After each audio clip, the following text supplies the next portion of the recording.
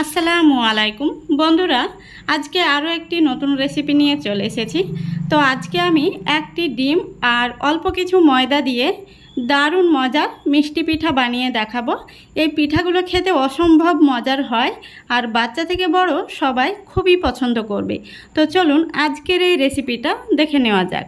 রেসিপিটা ভালো লাগলে লাইক কমেন্ট শেয়ার করে দেবেন এবং চ্যানেলটিকে সাবস্ক্রাইব করে আমার পাশে থাকবেন। তাহলে চলে যাচ্ছি মূল রেসিপিতে। তো দেখুন, এখানে আমি একটি মিক্সিং বোল নিয়েছি আর প্রথমেই নিয়ে নিচ্ছি একটি ডিমটাকে আমি আগে থেকে ভেঙে নিয়েছি। তারপরে দিয়ে দিচ্ছি 1/3 কাপ চিনিটাকে আমি গুঁড়ো করে নিয়েছি।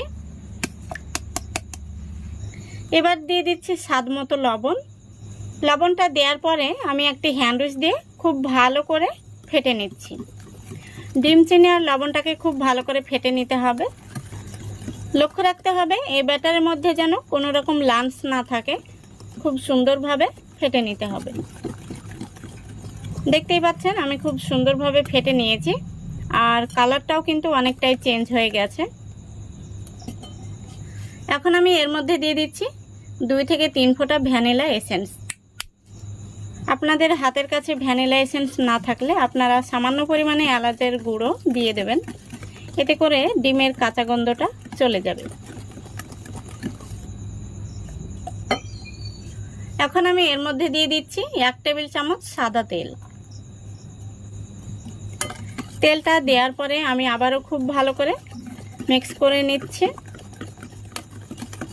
দেখুন খুব ভালো করে মিক্স করে নিয়েছি। এখন আমি এর মধ্যে দিয়ে দিচ্ছি 1 কাপ ময়দা। এখানে আমি মেজারিং কাপ মেপে 1 কাপ ময়দা ব্যবহার করছি। আপনারা চাইলে চায়ের কাপ অথবা যে কোনো বাটির মাপ করেও নিতে পারেন। তারপরে দিয়ে দিচ্ছি বেকিং পাউডার। এখানে দেখুন বড় টেবিল চামচের 3 ভাগের 1 ভাগ দিয়ে দিচ্ছি। এখন আমি হ্যান্ড উইচ দিয়ে খুব ভালো করে মেখে নেব।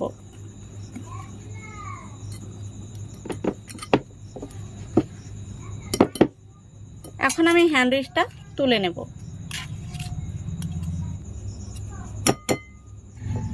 এখন আমি একটি চামচ দিয়ে ডোটাকে মেখে নিচ্ছি। আপনারা চাইলে হাত দিয়েও মেখে নিতে পারেন। আশা করি দেখতে পাচ্ছেন, দেখুন ডোটা কিন্তু আমার মাখানো হয়ে গেছে। আমি চামচ দিয়েই খুব সুন্দরভাবে ডোটাকে মেখে নিয়েছি। এখন আমি ডোটাকে এভাবে ঢাকা দিয়ে রেস্টে রেখে দেব 10 মিনিটের জন্য। ফিরে আসছি 10 মিনিট পর। তো দেখুন বন্ধুরা, 10 মিনিট হয়ে গেছে। এখন আমি হাতে সামান্য সাদা তেল মেখে নিয়েছি। প্রথমত চামচটা তুলে নেব, তারপরে আমি পিঠাগুলো তৈরি করে নেব। তো দেখুন আমি কিছুটা মিশ্রণ হাতের মধ্যে নিয়েছি। মিশ্রণটিকে আমি তালুর মধ্যে নিয়ে গোল করে নিচ্ছি। গোল করে নেওয়া হয়ে গেলে একটু লম্বা করে নেব। দেখুন পিঠাটা তৈরি হয়ে গেছে। আমি আরও একটি পিঠা আপনাদের তৈরি করে দেখিয়ে দিচ্ছি। প্রথমত তালুর মধ্যে নিয়ে গোল করে নিতে হবে, তারপরে একটু লম্বা করে নিতে হবে। একইভাবে আমি সবগুলো পিঠা তৈরি করে নিয়েছি। এখন আমি পিঠাগুলো ভাজতে চলে যাব। পিঠাগুলো ভাজার জন্য আমি আগে থেকে তেল গরম করে নিয়েছি। এখন আমি একে একে পিঠাগুলো দিয়ে দেব। তো যতটা পরিমাণে পিঠাগুলো কড়াইতে ধরবে ততটা পরিমাণে পিঠাগুলো দিয়ে দিতে হবে। তো আমি সবগুলো পিঠা দিয়ে দিয়েছি। এখন আমি পিঠাগুলোকে একটি কাঠি দিয়ে উল্টে দিচ্ছি। এইভাবে পিঠাগুলোকে নাড়াচাড়া করে উল্টে পাল্টে লাল লাল করে ভেজে নেব। তো বন্ধুরা, এই পর্যায়ে বলছি, আমার চ্যানেলে প্রথম হয়ে থাকলে ভিডিওটিতে একটি লাইক দিয়ে সম্পূর্ণ ভিডিওটি দেখার চেষ্টা করবেন আর ভিডিওটি ভালো লাগলে অবশ্যই সাবস্ক্রাইব করে পাশে থাকবেন। তো দেখুন পিঠাগুলোকে আমি লাল লাল করে ভেজে নিয়েছি।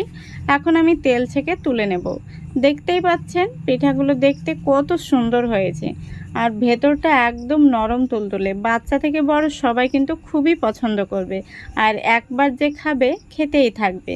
তো দেখুন পিঠাগুলো ভাজার পরে কত সুন্দর লাগছে দেখতে, ভীষণ সুন্দর হয়েছে। এমন পিঠা খেতে কে না পছন্দ করবে। তো আমি একটি পিঠা আপনাদের দেখিয়ে দিচ্ছি। দেখুন দেখতে যেমন সুন্দর, খেতেও হয় অসম্ভব মজার। দেখুন ভেতরটা কত সুন্দর হয়েছে, দারুণ মজার খেতে। আপনারা একবার হলেও বাড়িতে ট্রাই করবেন, অবশ্য একবার খেলে বারবার খেতে চাইবেন। তো আশা করছি আজকের এই রেসিপিটা আপনাদের ভালো লেগেছে। যদি ভালো লেগে থাকে অবশ্যই লাইক, কমেন্ট, শেয়ার করে দেবেন এবং চ্যানেলটিকে সাবস্ক্রাইব করে পাশে থাকবেন। আজকের মতো এখানেই বিদায় নিচ্ছি। সবাই ভালো থাকবেন, সুস্থ থাকবেন। খোদা হাফেজ।